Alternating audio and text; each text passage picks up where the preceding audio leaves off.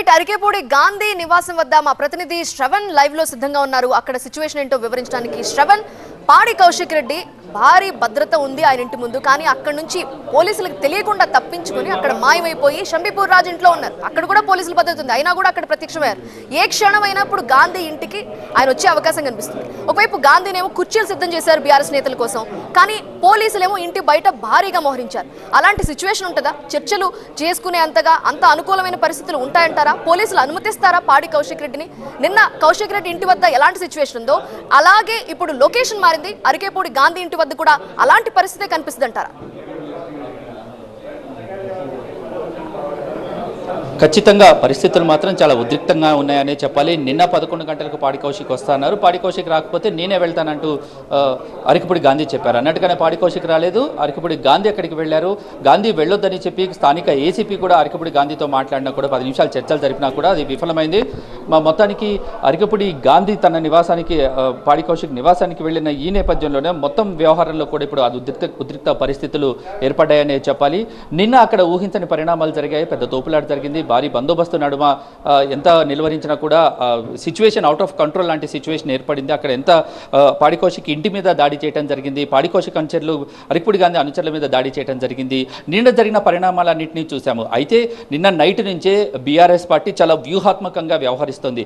ఎట్టి పరిస్థితుల్లో ఈరోజు అరికపూడి గాంధీ నివాసానికి పాడి కౌశిక్ చేరుకోవాలని నిర్ణయించుకున్నారు. అది పార్టీ కూడా ఆ స్టాండ్లోనే చాలా వ్యూహాత్మకంగా పాడి కౌశిక్ నిన్న నైట్ నుంచి కూడా పాడి కౌశిక్ ఇంటికి చుట్టుపక్కల ప్రాంతాల్లో పోలీసులు భారీ బందోబస్తు ఏర్పాటు చేస్తారు. అయినా కూడా రాత్రే పాడి కౌశిక్ ఇంటిలో నుంచి చాలా చాకచక్యంగా తప్పించుకున్నారు, బయటకు వెళ్ళిపోయారనే విషయం తెలిసింది. అయితే 2 గేట్లు ఉన్నాయి పాడి కౌశిక్ ఉంటున్న కమ్యూనిటీకి, వెనకాల గేట్ నుంచి వెళ్ళిపోయినట్టుగా తెలుస్తుంది. అయితే నైట్ అంతా కూడా పాడి కౌశిక్ ఎక్కడున్నారనేది తెలియలేదు. షంబీపూర్ గెస్ట్ హౌస్లో ఉన్నట్టుగా ఒక సమాచారం అయితే ఇప్పటివరకు ఉన్న సమాచారం. అక్కడి నుంచి కొద్దిసేపటి క్రితమే షంబీపూర్ రాజు నివాసానికి చేరుకున్నారు. షంబీపూర్ రాజు నివాసానికి దగ్గర కూడా భారీ బందోబస్తుని ఏర్పాటు చేసి ఇటు మరోవైపు రాష్ట్ర వ్యాప్తంగా కూడా బీఆర్ఎస్ నేతలను ఎక్కడికక్కడ అరెస్టు చేస్తున్నారు. హరీష్ రావును కూడా హౌస్ అరెస్ట్ చేసిన ఈ సిచ్యువేషన్లో షంబీపూర్ రాజు నివాసంలో పాడి కౌశిక్ కొద్దిసేపటి క్రితం ప్రత్యక్షమవడంతో పోలీసులు ఒక్కసారిగా అలర్ట్ అయ్యారు. ఇక్కడ భారీ బందోబస్తుని ఏర్పాటు చేశారు. సుమారుగా 200 మీటర్ల దూరం వరకు ఎవరిని రానియకుండా అరికపూడి గాంధీ నివాసం చుట్టూ కూడా భారీ బందోబస్తుని ఏర్పాటు చేశారు. కానీ ఇదే తరుణంలో షంబీపూర్ రాజు నివాసంలో అరికపూడి గాంధీ చేరటంతో పూర్తిగా ప్రత్యక్షమవడంతో ఉద్రిక్త పరిస్థితులు ఏర్పడ్డాయి. మొత్తాన్ని కూడా ఈ ఓవరాల్ పరిస్థితిని చూస్తే గాంధీ నివాసంలో పూర్తి అలర్ట్ను ఏర్పాటు చేసిన ఈ సిచ్యువేషన్లో పరిస్థితి చాలా ఉద్రిక్తంగా ఉంది. ప్రస్తుతం అరికపూడి గాంధీ మనతో ఉన్నారు. గాంధీ గారు, ఒక్క నిమిషం మీరు మాకు సమయం కేటాయించండి. అరికపూడి గాంధీ ఇంటికి రావడానికి పాడి కౌశిక్ సిద్ధంగా ఉన్నారు. ఉన్న పళ్ళ ఎంత బందోబస్తు ఉన్నా కూడా ప్రత్యక్షమయ్యారు. ఇది షంబీపూర్ రాజ్ నివాసంలో పాడి కౌశిక్ ప్రత్యక్షమయ్యారు. ఎట్టి పరిస్థితుల్లో వచ్చి తీరుతామని మరోసారి వాళ్ళు చెప్తున్నారు. సిచ్యువేషన్ అవుట్ ఆఫ్ కంట్రోల్ ఉంది, మీరు కుర్చీలు వేశారు, భోజనాలు అంటున్నారు, కానీ భోజనాలు కుర్చీల పరిస్థితి లేదు, కొట్లాటల పరిస్థితులు చాలా క్లియర్గా ఉన్నాయి.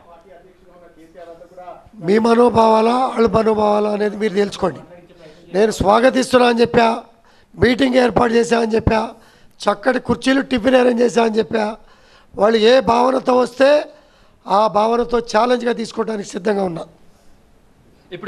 ఇప్పుడు భోజనానికి ఏర్పాట్లు అన్నీ జరిగాయి, కానీ ఒక్క నిమిషం ఇది కూడా లైవ్ నడుస్తుంది. బీఆర్ఎస్ సంబంధించిన ఎమ్మెల్యే అధ్యక్షుడు షంబీపూర్ రాజు కూడా కాసేపు స్పందించారు. షంబీపూర్ రాజు కూడా మాట్లాడుతూ మా పార్టీ ఎమ్మెల్యే దగ్గరికి మేము వెళ్ళడానికి ఎలాంటి అభ్యంతరం లేదు, మేము వెళ్తామని చెప్తున్నారు. రమ్మనండి, స్వాగతిస్తాం. ఆయన కాంగ్రెస్ పార్టీలో చేరి అనైతికంగా పిఎస్సీ చైర్మన్ పొందారు. అది యాక్చువల్గా హరీష్ రావుకు రావాల్సింది. హరీష్ రావుకు మీరు దరఖాస్తు చేస్తే ఆ విధంగా ఆయనకేం తెలుసు నైతికమా అనైతికమైనది? కాంగ్రెస్ పార్టీతో మాట్లాడిన వాళ్ళు వెళ్ళి రాత్రిపూట మాట్లాడుకున్న సంఘటనలన్నీ బయట పెట్టమనండి, అప్పుడు తెలుస్తాయి నైతికమా అనైతికమా. చెప్తా, సమయం వచ్చినప్పుడు చెప్తా. కేసీఆర్ కలుస్తామంటున్నారు. కేసీఆర్ ఏ సందర్భం దేనికోసం కలిసి ఏం చెప్తారు కేసీఆర్? అది నా వ్యక్తిగత విషయం. ఆల్రెడీ మీ ద్వారా చేశా, ప్రత్యక్షంగా చేస్తా. ప్రజల మనోభావాల్ని రెచ్చగొట్టి, ప్రాంతీయ విభేదాలు రెచ్చగొట్టి అడ్వాంటేజ్ పొందుదామనే చీటర్ మనస్తత్వానికి వ్యతిరేకంగా కేసీఆర్ స్పందిస్తారు. స్పందించని పక్షంలో శాసనసభ్యులతో మాట్లాడి కేసీఆర్ గారితో మాట్లాడతాం. హరీష్ రావు గారు చూస్తేగా, హరీష్ రావు గారికి విజువల్ చూపిస్తా. చూసి వాస్తవం ఏంటో చెప్పమనండి. ఒంటెత్తు పోకడలతో ఒకటి మాట వింటే వాస్తవం తెలుస్తుందా? ఇప్పుడు వాళ్ళు వస్తే స్వాగతిస్తారా స్వాగతిస్తా. ఉన్నా కదా, ఇంటికాడ ఉన్నా కదా. కానీ పోలీసులు బారికేడ్లు వేశారు చుట్టూ అని చెప్పేసి వాళ్ళంటారు, వాళ్ళని హౌస్ అరెస్ట్ చేస్తున్నారు. నిన్న వాళ్ళు చేసిన వెకిలి వేష్టలు, రాళ్ల దాడులు, పూల కుండీల దాడులు, డీసీపీ స్థాయి అధికారుల గల్లాలు బట్టి పడేసి వెనక్కి తోసే పరిస్థితులను చూసి లాండ్ ఆర్డర్గా వ్యవహరిస్తుంది. కానీ హరీష్ రావు ఒక మాట అన్నాడు, దీని వెనుక అంతా కూడా సీఎం రేవంత్ రెడ్డి హస్తం ఉంది, రేవంత్ రెడ్డి చెప్పిన ప్రోద్బలంతో ఇదంతా గాంధీ అనే అంచనతోటి దాడి చేశాడు అని చెప్పేసి ఆయన ఆరోపించారు. రేవంత్ రెడ్డి గారు ఎక్కడున్నారు? ఢిల్లీలో. మరి ఎవరితో మాట్లాడారు? నా ఫోన్ ఇస్తా, ఒక కాల్ చూస్తారా? ఆరోపణలు 100 చేయొచ్చు, ఊహాగానాలు 100 ఊహించుకోవచ్చు. మాట్లాడేవాళ్ళు వాస్తవాలకు దగ్గర రావాలి. మీరు నాతో ఉన్నారు, నాకు ఎస్కాట్ ఇచ్చా అంటున్నారు. మీరు నాతో పాటు వచ్చారు కదా, ఎస్కాట్ ఇచ్చారా? మరి వాళ్ళు మాట్లాడారు, నాకన్నా ముందు సమాధానం మీరు చెప్పాలి కదా. మీరు నోరు మూసుకుంటే వాస్తవాలు బయటకు రావు. మీడియా సంస్థలు వాస్తవాన్ని ప్రజల ముందు పెట్టి ప్రజలకి ఏది మంచి అనుకుంటే ఆ కార్యక్రమాన్ని ప్రోత్సహించే విధంగా మీరు ముందు తీసుకోపోతే ప్రజలు స్వాగతిస్తారు. అసత్యాలను ప్రచారం చేస్తే ఎప్పటికైనా అసత్యాలే అవుతాయి కదా తప్పించి వాస్తవాలు కావు అన్న విషయాన్ని గమనించాలా. నేను మాట్లాడే మాటలు విజువల్ చూపిస్తా. ఆధారం పోలీసులకు ఏమైనా ఇస్తారా సార్? అది ఇచ్చా మీకు కూడా కావాలంటే ఇస్తా. వాళ్ళే రాళ్ళదాడి చేశారు, పులకుండీలతో వాళ్ళే. ఇప్పుడు చూపించబడి చూపిస్తా మీకు, ఇప్పుడు చూపించబడి చూపిస్తా. మీరు భోజనానికి ఏర్పాటు చేశారు, టిఫిన్కి ఏర్పాటు చేశారు, కుర్చీలతో సహా చూపిస్తున్నారు. కానీ వాళ్ళు వచ్చేది భోజనానికి కాదు, మీ మెడలో పార్టీ కండువా కప్పాలనేదే వాళ్ళ ఇంటెన్షన్ కనిపిస్తుంది. ఆ పరిస్థితులు అయితే ఖచ్చితంగా ఉద్రిక్త పరిస్థితులు ఇప్పుడు ఎవడు కూడా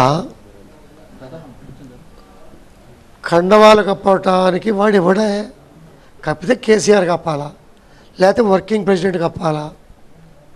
చాలామంది ఎలక్షన్కి వెళ్ళినప్పుడు అన్న మా కండ వేసుకో అని చెప్పి చాలామంది బిచ్చగాళ్ళలాగా తిరిగారు. బలవంతాన్ని కూడా వేశారు, వాళ్ళు పోగానే తీసి బయటపడేశారు. మనస్సు అంగీకరించాలా, మనస్సు గాయపరచకూడదు. ఒక చీటర్ని, ఒక కోవట్ని పార్టీలో చేర్చుకొని ఎమ్మెల్సీ ఇచ్చి ఒక కాంగ్రెస్ బాత్రూంలో నుంచి ఫోన్ చేసే కోవట్టుని 10 నెలల శాసనసభ్యుడికి వాడు మాట్లాడాడంటే అది పార్టీ మాట, వాడి వ్యక్తిగతమైన మాట ముందు తేల్చాల్సిన అవసరం ఉంది. అది తేలినాక మిగిలిన విషయాలు మాట్లాడదు. ఎవడో ఒక పార్టీ కప్పటం ఎందుకు అంటున్నారు? కానీ వాళ్ళు ఏమంటున్నారంటే మేము వస్తాము, మా బీఆర్ఎస్ స్వాగతిస్తా అని చెప్పా తరపు నుంచి వచ్చి మిమ్మల్ని ఆహ్వానిస్తాం, పిఎస్సి పదవి వచ్చిన స్వాగతిస్తా అని చెప్తున్నా, స్వాగతిస్తా అని చెప్తున్నా.